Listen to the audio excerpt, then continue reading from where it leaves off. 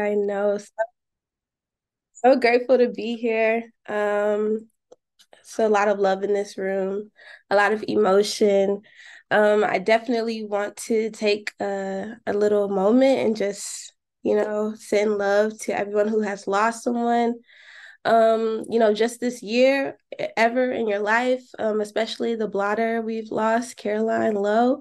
Um, I feel her spirit heavy here, so I appreciate Finn for reading the poem for her. And yeah, I'm gonna get into my set. I have 11 poems, and the first seven of them I just wrote yesterday, and then the rest of them will be from my ebook, The Fear Project, Volume One. I'm gonna step away and get some water really quick.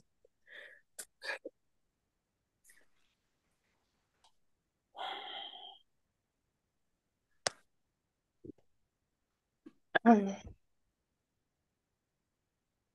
okay.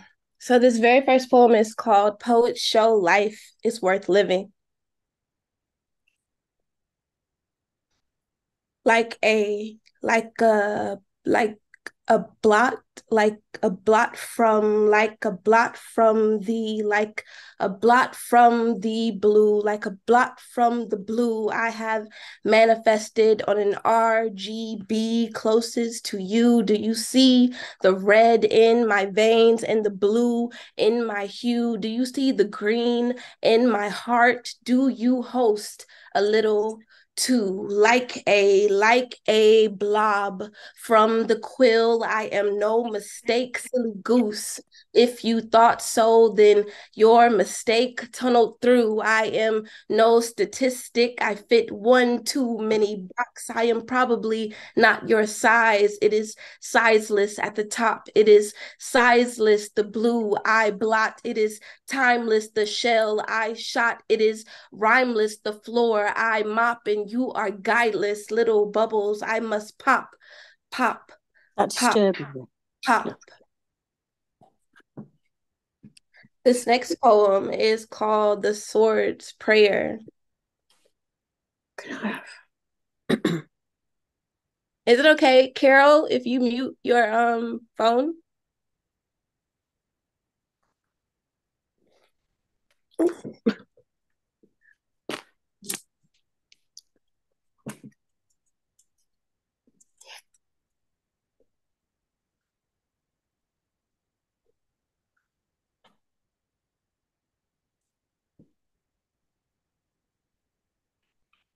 Or Finn, maybe you can help her mute her phone. It's a bit distracting.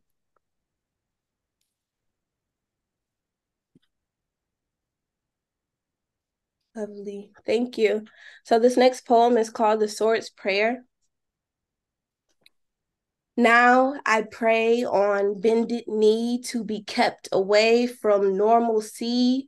Take me to lands of dragons and fairies. May my cravings be fulfilled with apples and berries. May every moment be magic, if not merry. Even if I plummet, may my death be the cherry on top of the sundae that is the divine. I surrender my soul to infinite, wondrous times. I am one in a trillion, forged from a trillion rhymes. If life gives me lemons, I simply transform them to limes and make pie. Slice. This next poem is called My Heart Has Broken as Many Times as It Has Swelled.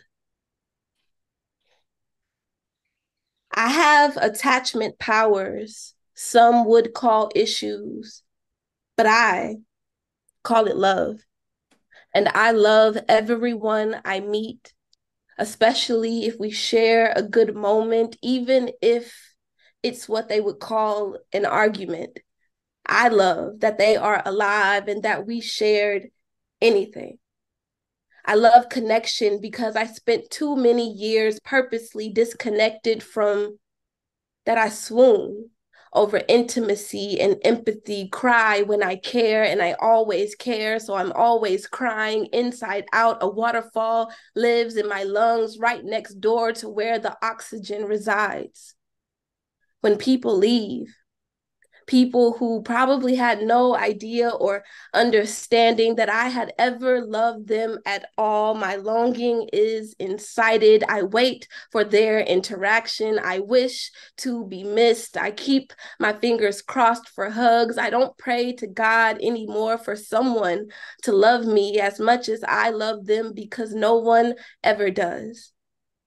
I have never been a single soul's priority at the same time that I have made them mine. And the feeling is always unmatched, unbalanced. No one loves as fast or is as aware about love and what that is as I am. I tell strangers and closers, I love you, and they say, love you too, to my disappointment and dismay, each time proving they have nothing to do with the feelings of love. Just I have a love that has met no frequency as strong and as clingy, eternal and everlasting as itself. And my grief is just as infinite as my love is. This next poem is called I Am Three of Swords.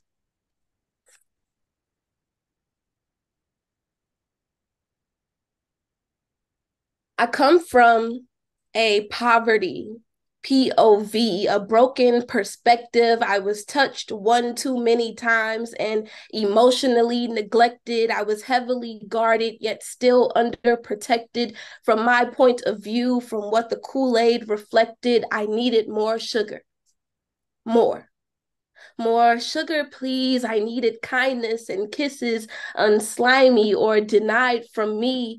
Experiencing puberty and poverty. What a hellish disaster. I mean, blood everywhere, old paper towels and napkins. And have you ever only had the very last tissue on the roll and padded clit, golden drips? That issue, experiencing inconstancy of property or feeling like your mother's property, having no liberty or support, and certainly no right to bear arms. I'd put my arms up to block the hits and get knocked to the floor. I'd get the lights smacked on when the lights were turned off. She'd say mouth was too smart. Some days I was afraid to cough in the wrong direction, afraid of eye contact, afraid of being in the wrong place at all times. There was no right time to be in that place.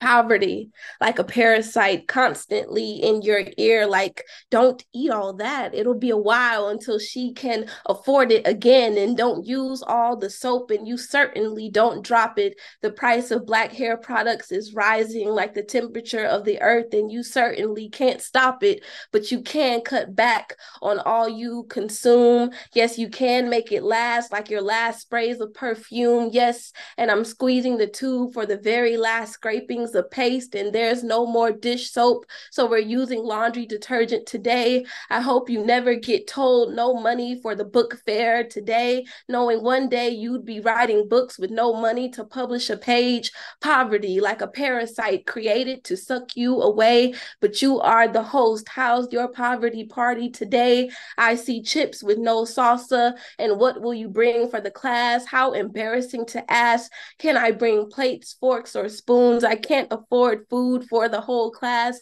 I came from a poverty POV, estranged from all my royalty, estranged from my ancestry, estranged from my dear or estranged from my family, estranged from normalcy, estranged from those at private schools, estranged from passed down wisdom, estranged from heirlooms and tools, reunited with my consciousness, reunited with having a dream, reunited with imagination, reunited with all my me's, reunited with the class system, reunited reunited with having none at all, reunited with my mule and acres, reunited with modern society's downfall. I'll put an end to the poverty POV so you can't watch it like porn from your flat screens on TV, so you can't praise God. That is not you, but God bless them. I'll put an end to the poverty POV and all who created it,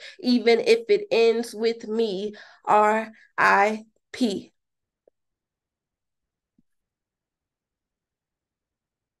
This next poem is called From Creator to Wavering Creator.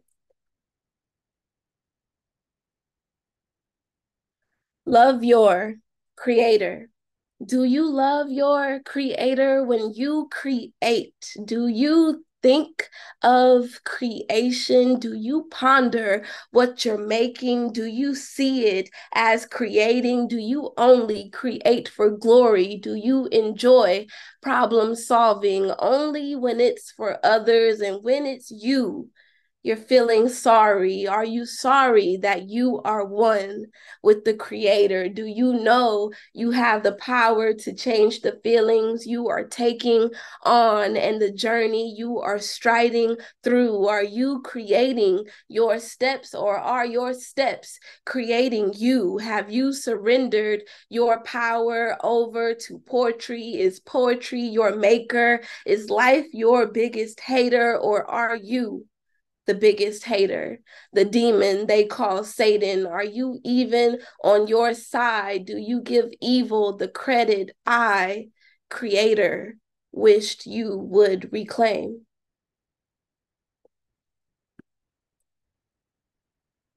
Thank you. Thank you. This next poem is called I Told My Mirror Off This Morning.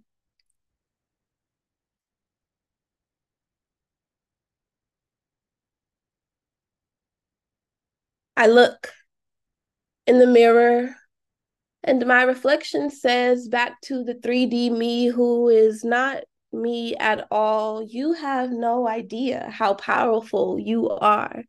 You have no idea, do you? I have some idea, I think, but do not speak, for the mirror must not know. I have ideas, I have thoughts, I have intrusions, like shattering it into a tiny million pieces, none of them hitting me. Or even if they did, they would not pierce me, for I am impenetrable. And even if they did, they would slide right through me like a conveyor belt, no pain at all. It rather feels something like butter on a burned wound. It more likely feel like, how dare you even try to bring me to tears? Were you unaware that my eyes are desert places, only springing oases as my psyche deems worthy? And you, the mirror that believed even for a second that I didn't know my power, must die. And that thought along with it must perish, because I know my power so much I destroy you with no regrets and no considerations for the bad luck or karma you'd bring. Glass reflection, I'd break you bit by bit and put you back together with my toenails, kiss your cracks until they melted into gold frame, metamorphosed into some newer named looking glass I found on aisle 3 that knows better than to question me, a portal jumper, a portal creator, a portal destroyer, a portal itself. One portal to another. I know exactly how powerful I am. I do. Do you?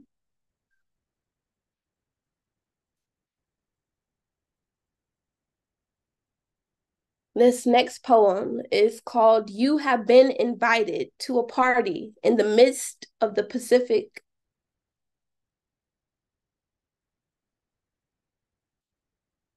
This is kind of my favorite one that I wrote yesterday. You have been invited to a party in the midst of the Pacific.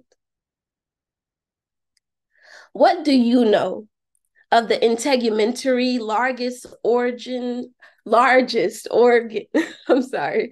I'm going to start over. You have been invited to a party in the midst of the Pacific. I got too excited. What do you know of the integumentary largest organ that you own? What do you know of your skin? How do you care for it? Not just your sugar scrubs, loofahs, and body wash, but how is your love deeper than surface level? How did your heart fail before the doctor proclaimed it so? And when it begins beating again, are you the reason?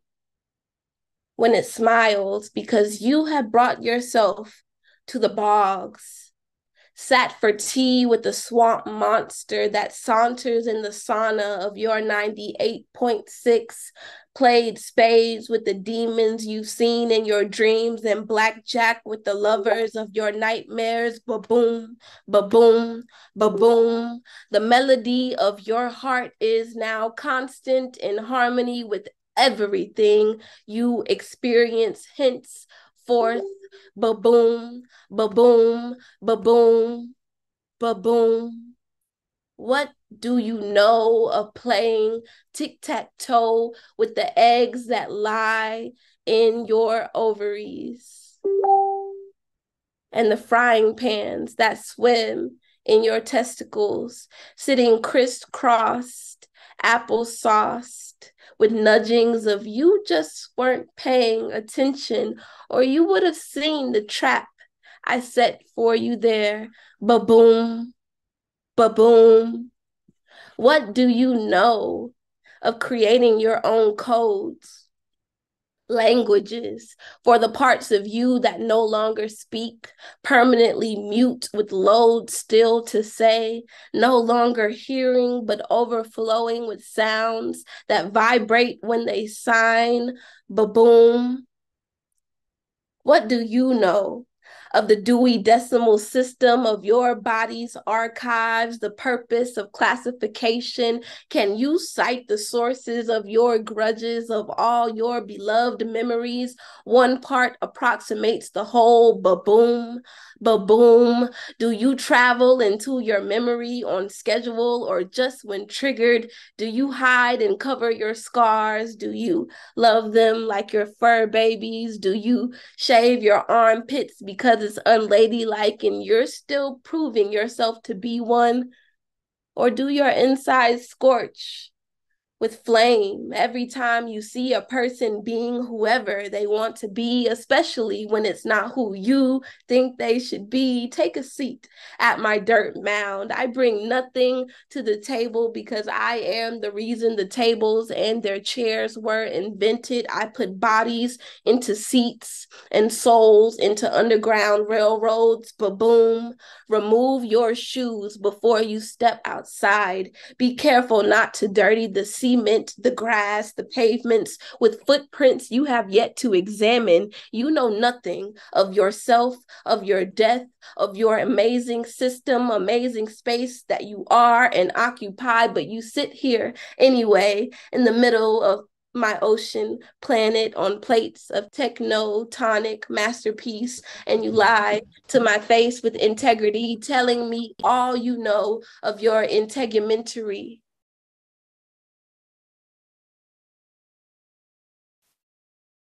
Okay, we're at our last four poems, and they are from my book, The Fear Project. So I think I am going to share the screen now.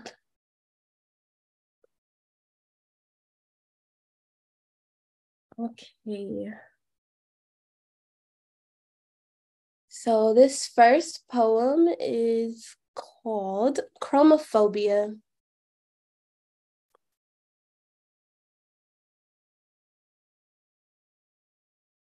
Since being awakened, and researching what the colors actually mean, I found Blackness to be an easily elegant and indubitably protective thing, but I also found rampant cruelty inconsolably hidden in the shadows of that color.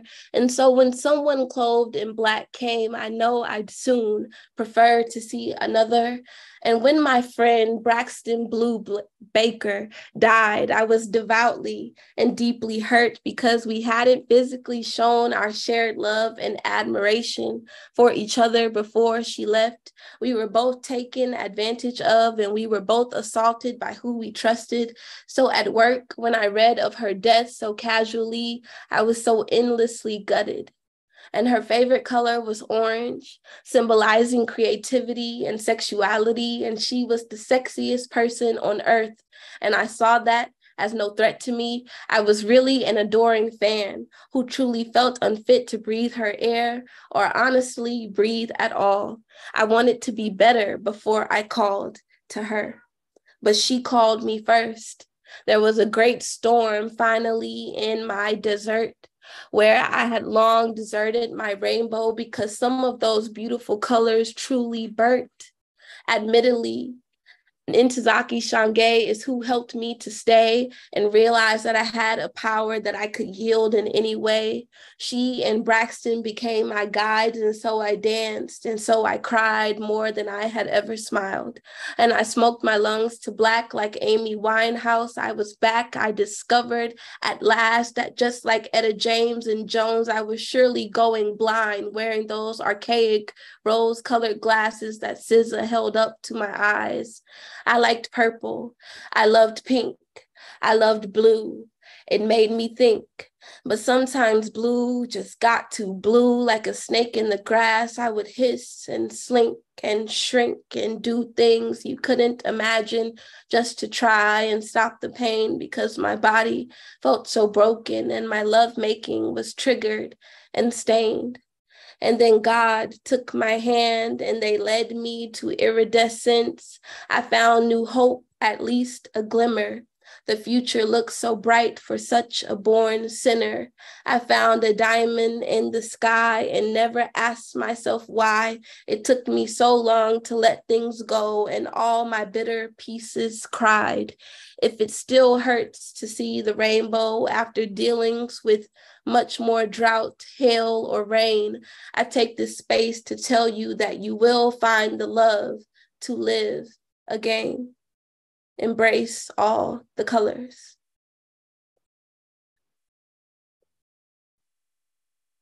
This next poem is called Chronophobia.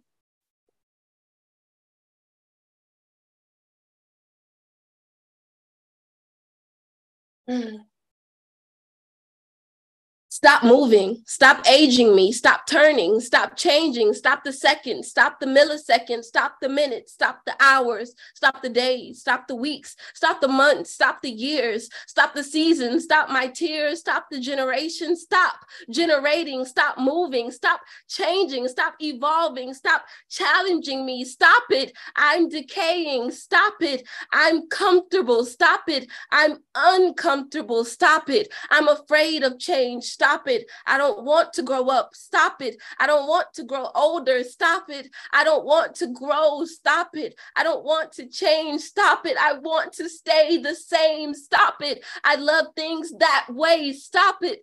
Please stop it. Stop ticking. Stop talking. Stop moving forward. Stop moving without me. I'm not ready. I'll be late. What's the date? Anyways, who's keeping up? Who's keeping time? Who's saving face? I'm not present. Please, can you wait? Why won't you wait? Just make it stop. I don't want to move on. I don't want to drop. I don't want to die. Just make it stop. I don't want to live. Can you stop the time? Can you stop the thoughts? Why does everything rhyme? Just make it stop. Don't you have the time? I just want to talk. You don't have the time. Please make it stop.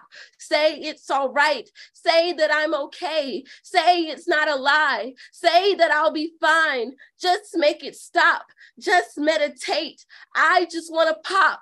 Just make it stop. Please make it stop. I can't take this anymore.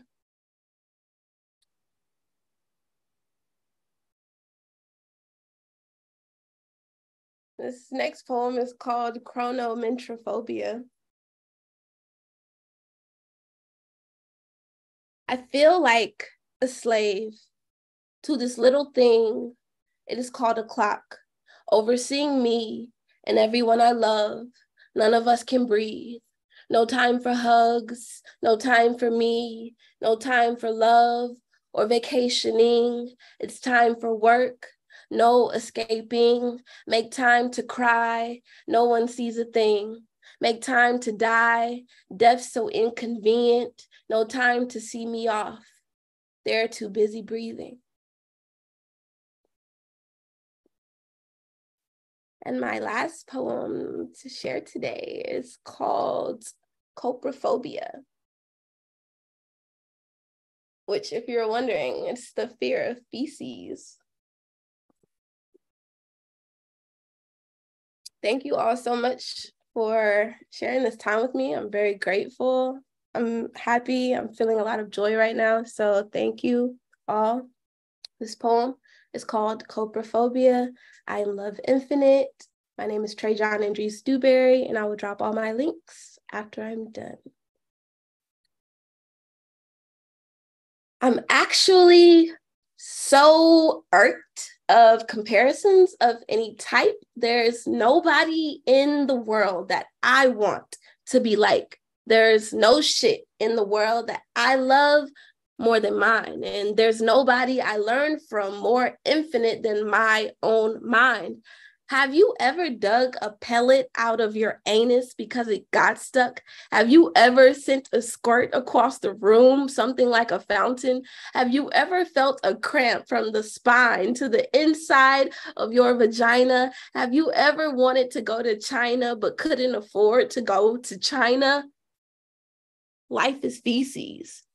Life is full of sugar, cholesterol, and diabetes. Life is full of prostate cancer and hypertension. Life is all about where you put your damn attention. Well, I'm putting all my shit at the forefront of my shitty mind. I'm not giving another soul a soul ounce of my precious time, especially when they don't appreciate they shit. I know that if they're not cognizant, they'll shit all over my existence. I won't let you. I refuse to be your toilet or your outhouse of any kind. Thank you all so much. Thank you, Finn. I'm so grateful. This has been wonderful. Oh, thank you. Unmute yourselves, everyone. A massive round of applause for an incredible, powerful, uncompromising. Thank you. Bravo, bravo. Yay. That was so sweet. Thank you. I'm blushing. The joy in everyone's faces after that. It's incredible. You see more of Infinite's headline at Beehive on the 22nd, I think it is, Clive, yeah? 22nd. Yeah, that's correct. Right one. Thank you very much indeed. Thank you. Thank you. Brilliant. And I'm going to stop the recording now. There we go.